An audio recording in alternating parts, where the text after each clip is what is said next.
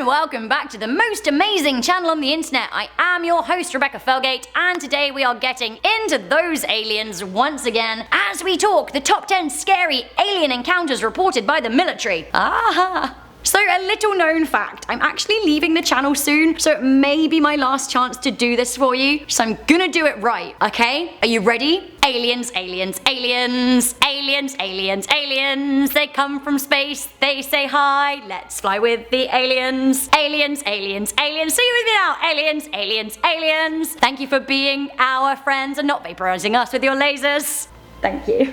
And also, seriously though, thank you for everything. So, now that we're done with that, let me ask you, do you believe in aliens? You're probably glad I'm leaving now, I won't do that to you ever again. Boo-hoo. If you like our content, please do leave a thumbs up, share this video with a friend, check out the links in our description box for our sources, and also our most amazing Instagrams where you can connect with us personally. Alright, I'm feeling like an idiot, but we're just gonna do this. Coming in at number 10, we have Project Twinkle. A number of green fireballs in the sky over United States military bases promoted Project Twinkle in 1949. On the evening of December the 5th, 1948, two plane crashes, one military in Albuquerque and one civilian in Las Vegas, reported that they had seen green balls of fire. The military crew reported that the light was huge, like a green meteor that strangely curved upwards rather than hurtling to Earth. On top of that, just 3 days later, two United States Air Force of Special Investigations workers witnessed a green fireball when they were flying an aircraft. Throughout December of that year, more Air Force workers saw the phenomenon. Then, on January the 30th, 1949, the biggest and most widely seen green fireball was sighted near Roswell. Hello. This led to the Air Force classifying the instance as top secret. Now, a year after the first fireball was spotted, Project Twinkle began. Twinkle was able to record a few events, but the data was inconclusive. Goodness gracious, green balls of fire, right? Coming in at number 9, we have the PORI Finnish Air Force sighting. The Finnish Air Force have only ever officially acknowledged one UFO sighting, and that was in April 1969 in PORI. 7 yellow disc-shaped objects were seen hovering in a formation above PORI Airport. When a fighter pilot was scrambled to intercept the UFOs, they accelerated away at an incredible speed. In the same minute, they were spotted on radar 200 kilometers away, which is nigh on impossible. A plane chased after them at 700 kilometers an hour, but they were not able to catch up. There was actually an Oscar award-winning documentary about the case called Visitors from Space, which you should check out. Links again in the description. Ooh, this is a good one. Coming into number 8, we have Foo Fighters. And no, I don't mean the awesome band fronted by Dave Grohl. Also good though. I mean the UFO sightings by Allied pilots in World War II. The 415th Squadron, a United States Air Force unit, were flying over the Rhine in Germany in November 1944 when they saw multicolored lights they described being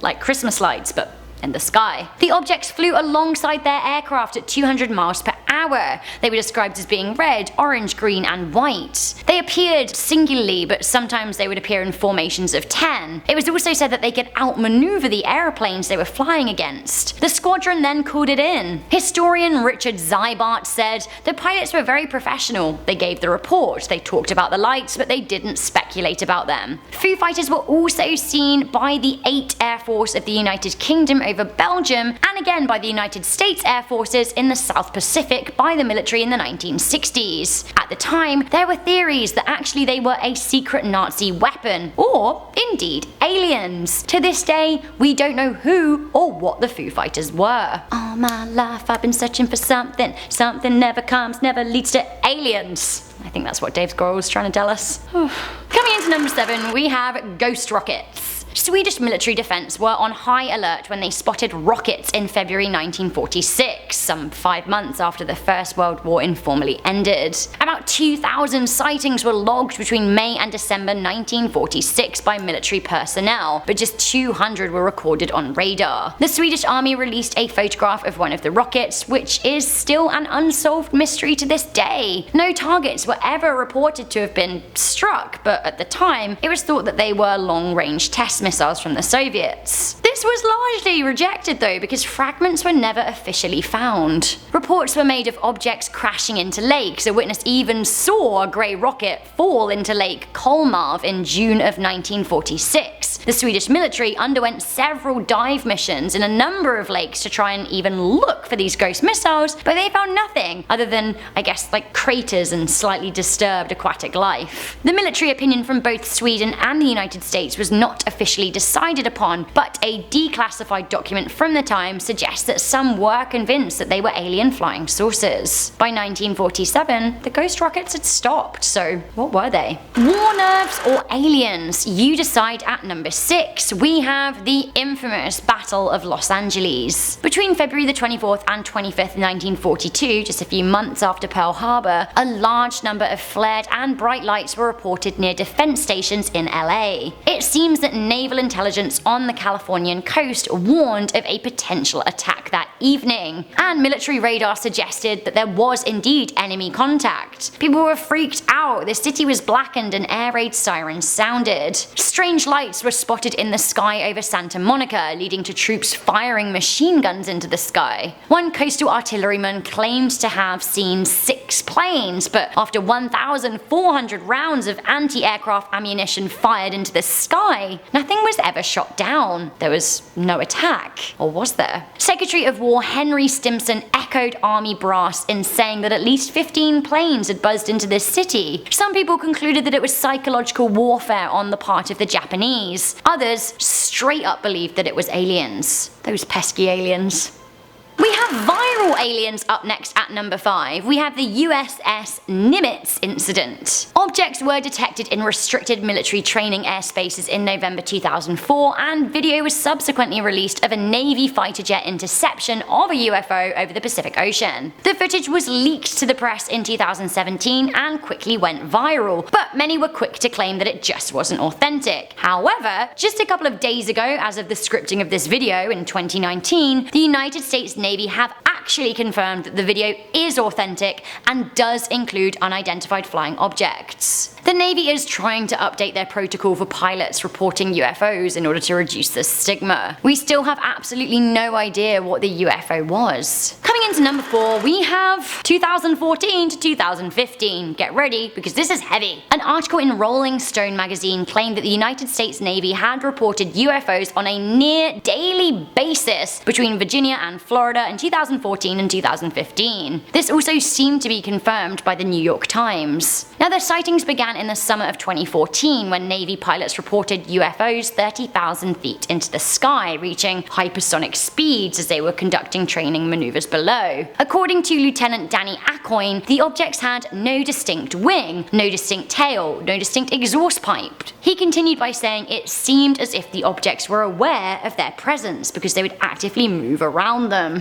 Further to that, at the same time, further Navy pilots were reporting an influx of unidentified flying objects off the east coast to the Pentagon. What was going on? Coming into number 3, we have the KINROSS incident. In November 1953, a United States Air Force pilot disappeared after investigating a UFO over Lake Superior on the border to Canada. Felix Monclar scrambled an F-89C Scorpion jet from the KINROSS Air Force Base with another member of the Air Force, Robert Wilson, acting as a radar operator down below. Ground control claims that the UFO and the plane grew close on the radar screen. They were going towards each other, and then at one point they even seemed to merge. The then unidentified object continued its previous course, and the plane disappeared. Searchers were sent out for it. It was never found. A search was indeed conducted, and it seems that parts of the plane may have been uncovered several years later in 1968, but the identity of the parts was never published. Many think it was all a ruse. The body of Monclar was never found, and neither was any trace of the UFO, so we just don't know what happened that night. There have been a number of military whistleblowers over the years. At number 2, I want to talk about Charles Hall and the Tall Whites. Charles Hall used to serve in the United States military as part of the Air Force, stationed in, wait for it, Nevada, aka the home of Area 51. Although it seems that Hall, who worked as a meteorologist, was actually based at the Nellis Air Force Base, which was around an hour away from Area 51, but still.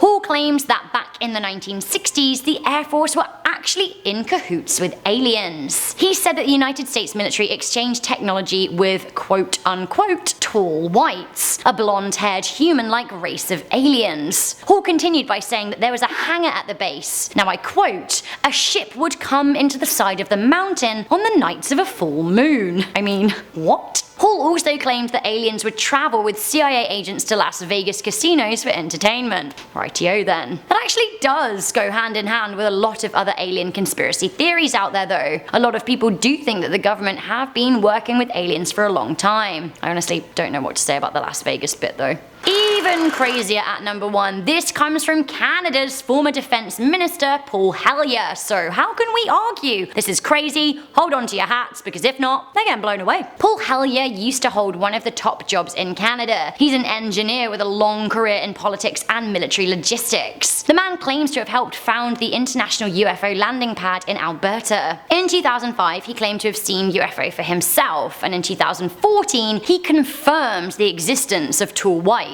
He said that he was aware of at least 4 species of aliens that have been visiting planet Earth for thousands of years. He claimed that 2 of the species are directly working with the United States. He also claimed that the different species are from different places and they should not be considered as one entity because they have different agendas. He says that the aliens that humans have encountered do not think that we're good stewards of our planet, and I'm inclined to agree. Hellyer is still a member of the Privy Council in Canada and is, by and large, a very credible source.